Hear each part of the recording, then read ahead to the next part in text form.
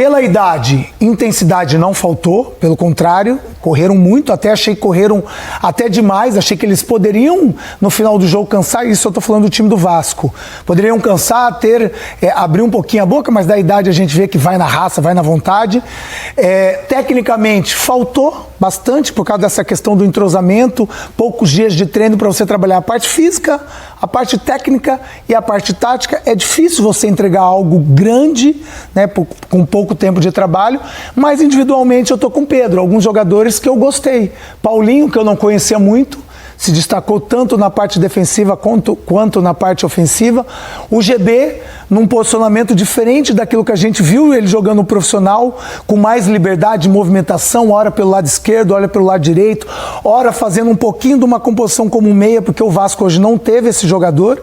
Então, alguns jogadores, individualmente falando, me surpreenderam. Os dois zagueiros também. A expectativa para o jogo com relação à bola, ao espetáculo em si, não era das maiores, naturalmente, enfim, primeiro por se tratar de uma estreia, depois pelo fato de você ter do lado do Vasco um mesclado de um time sub-20, e aí a gente tem que saber separar essa questão do que foi apresentado hoje, do que é a qualidade e o potencial desses jogadores, porque quando a gente fala do sub-20 do Vasco, a gente fala de um time que foi campeão carioca em cima do Flamengo, o maior rival, no final do ano passado. Fala, meus amigos, galera ligada no futebol copeiro, rapaziada, vamos estar vendo aqui as entrevistas aqui dos jogadores do Vasco e do Nova Iguaçu. Jogo 1-1, bem aquém. Vamos ver aqui as entrevistas aqui. Do time sub-20, né? Uma equipe muito nova, ainda inexperiente. Como é que você viu esse empate hoje, essa primeira partida no estadual? Boa noite. Cara, primeiramente agradecer a Deus, né, pela oportunidade. Como eu disse, antes da partida para os meninos, a gente sabia que ia ser uma partida muito difícil, é clichê falar isso, né?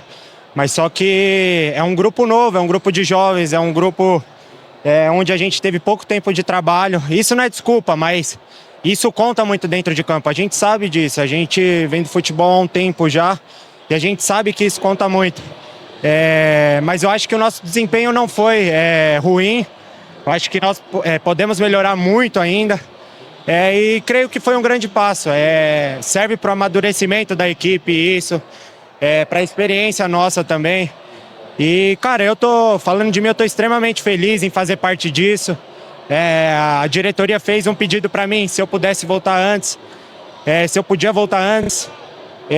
Eu acho que é nessas horas que quando a gente fala que a gente está comprometido com o clube, é nessas horas que a gente tem que demonstrar esse comprometimento, esse amor à camisa. Então, estou muito feliz de fazer parte disso junto com os meninos. Estou aprendendo muito também e creio que estou passando muita coisa para eles também.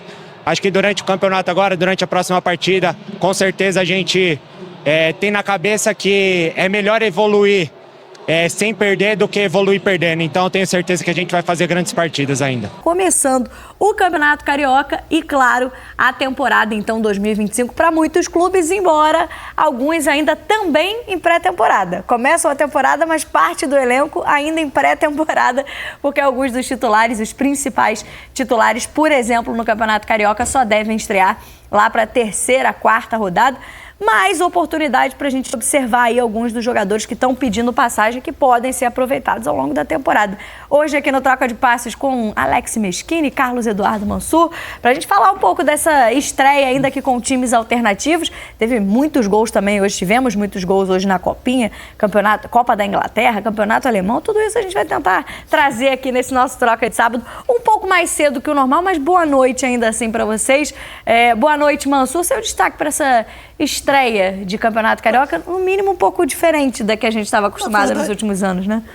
Camila, boa tarde para você, o Alex, todo mundo que assiste o Troca. Na verdade, a gente se habituou diante da quantidade de jogos, da questão da pré-temporada, da necessidade de tentar preparar um pouco mais os times, que a gente se acostumou a ter as primeiras rodadas dos últimos estaduais, especialmente no Rio, que foi o caso hoje, com equipes alternativas. Isso não chega a ser uma novidade. Algumas novidades, sim, estão acontecendo.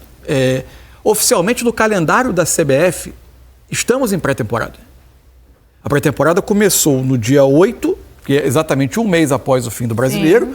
3 rodadas de estaduais, 3 datas reservadas a estaduais. Alguns estados usam desde a primeira data, outros não, né? O Rio está usando desde a primeira data.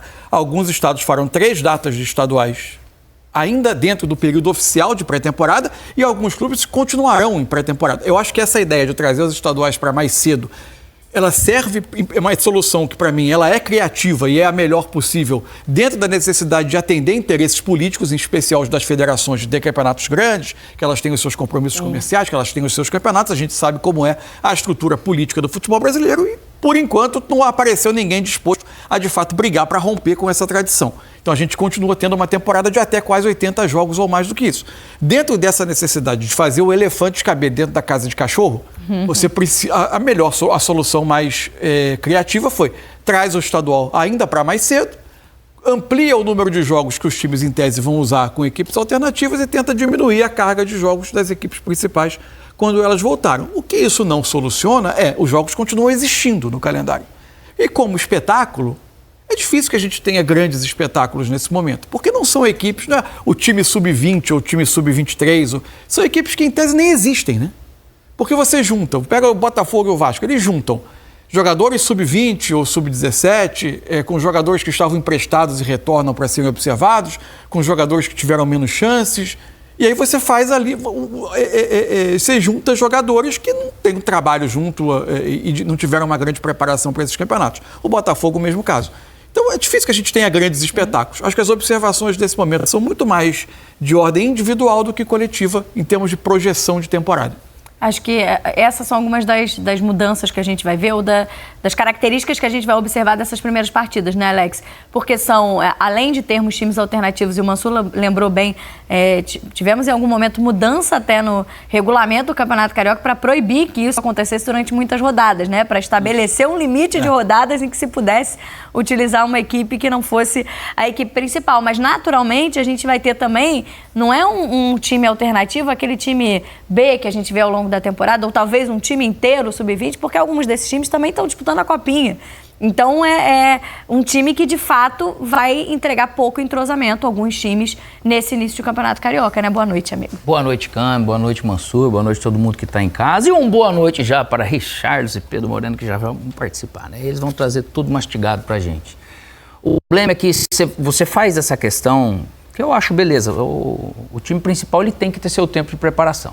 Ponto, isso aí ele tem que focar. Lógico que o Botafogo, uma semana a mais por causa do Mundial, né? Ele vai voltar um pouco depois. Só que daí você acaba meio que lesando também. Esse início de campeonato, ele sempre vale, mas não vale tanto, porque pode ser que essas 3, 4, 5 primeiras rodadas, ela não mude nada no campeonato, não defina nada para o ano também, não somente para o campeonato. E pensando no ano todo, a equipe principal ela tem que pensar num volume de trabalho que ajude a sustentar o ano. Né? Eu já passei por situação que você faz uma pré-temporada muito curta e depois acaba faltando algo, né? Então, assim, é possível fazer e acaba naturalmente enfraquecendo de um lado. Você gera oportunidades para outros atletas, ou emprestados, como o Mansur falou bem, que voltam, ou aqueles que jogaram um pouco na temporada passada, e ao mesmo tempo alguns bons valores do sub-20. Só que daí você enfraquece também o seu time numa copinha, que é o melhor campeonato que tem para essa idade. Mas como a gente tem um calendário que nós não temos 13 meses, né? Dentro desses... Eu acho que para o calendário brasileiro precisava de 15 meses. Então não tem realmente...